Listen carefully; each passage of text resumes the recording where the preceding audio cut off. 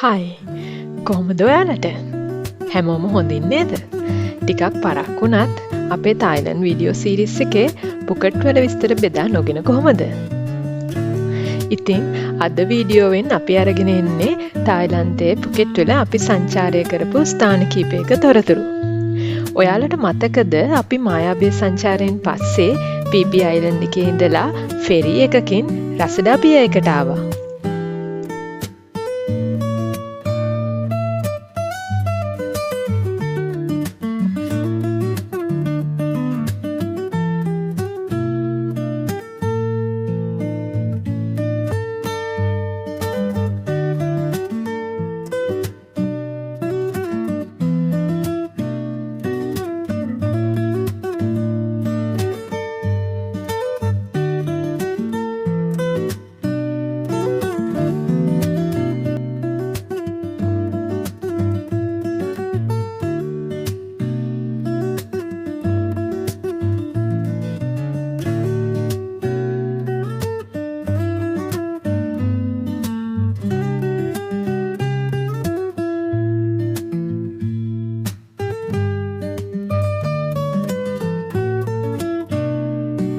මුලින්ම අපි ගියේ ලස්සන පින්ක් රෙස්ටොරන්ට් එකකට. පුකට් වල ලස්සන රෙස්ටොරන්ට්ස් ගොඩක් තිබුණත් අපිට තිබුණ කාලෙත් එක්ක අපි මෙතනට යන්න තීරණය කළා.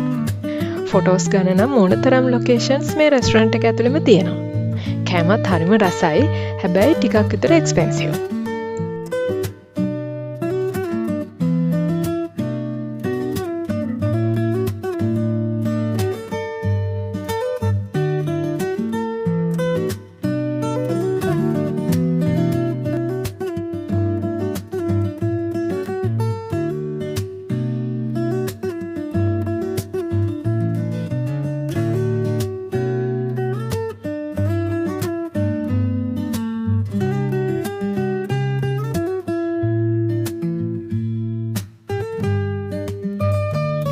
අපි මීළඟට ඕල් පුකට් සිටි එකේ පොඩ්ඩක් ඇවිද්දා. එතනත් වෙනමම වයිබ් එකක් තියෙන්නේ.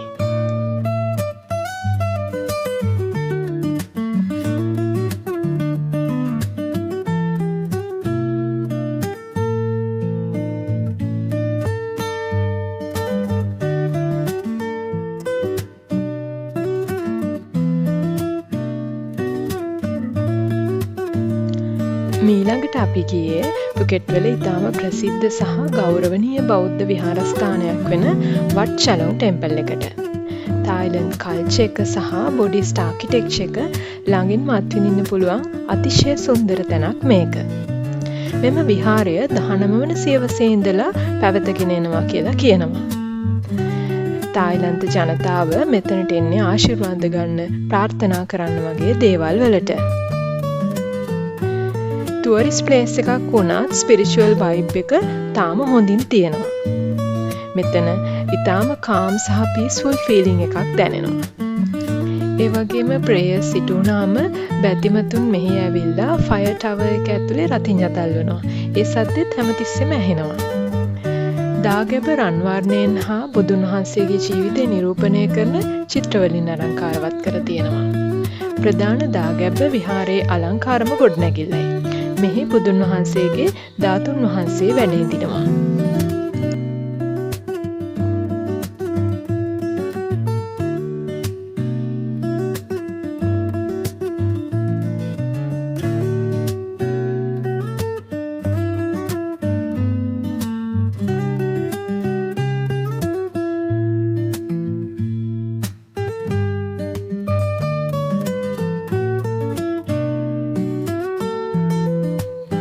අපි පැයක වගේ කාලයක් අරන් මේ පන්සලේ හැම තැනම ඇවිද්දා.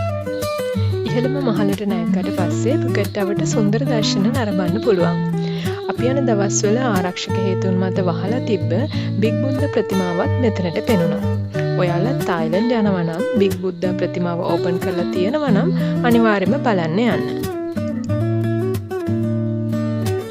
පුකට් වල තිබෙන තවත් ජනප්‍රිය වෙරළ තීරයක් තමයි පතොං බීච්. නමුත් මගේ පෞද්ගලික අදහස නම් පීපී දුපතේ වෙරළ තීරය ඊට වඩා සුන්දරයි කියලයි. පතොං බීච් එක කලබලකාරී වැඩිද කියලා මට හිතෙනවා. නමුත් මෙතන එන විදේශිකයන්ගෙන් නම් පතොම් බීච් එක පිරීලා ඉතිරිලා ගිහින් තියෙන්නේ.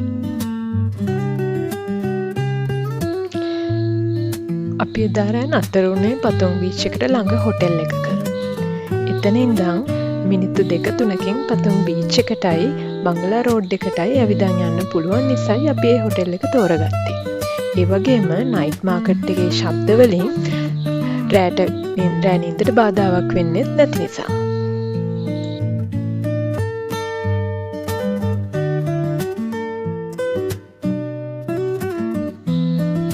Night clubs, bars, live music, street performances ආදී එකී මෙකී නොකී දේවල් වලින් පිරුණු බංගලා රෝඩ් එක රාත්‍රිය උදා වෙද්දී සංචාරකයන්ගෙන් පිරී යනවා.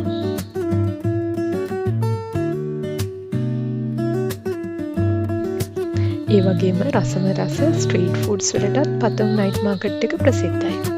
පැඩ් තායි, මැංගෝ ස්ටිකි රයිස්, ටොම් යම් සූප්, ෆ්‍රෙෂ් ෆෘට් ජූසස් වගේ ස්ට්‍රීට් ෆුඩ්ස් try කරන්නත් අමතක කරන්න එපා.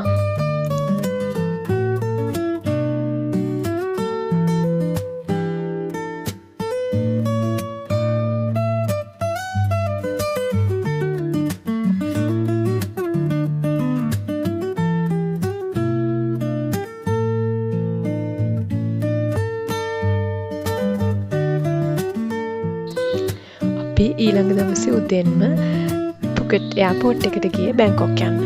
අපි ඉන්ටර්නල් ෆ්ලයිට් ටිකට්ස් බුක් කරලා තිබුණේ පුකට් එයාපෝට් එකේ ඉඳන් බැංකොක් වල ඩොං මුවෙන් එයාපෝට් එකට.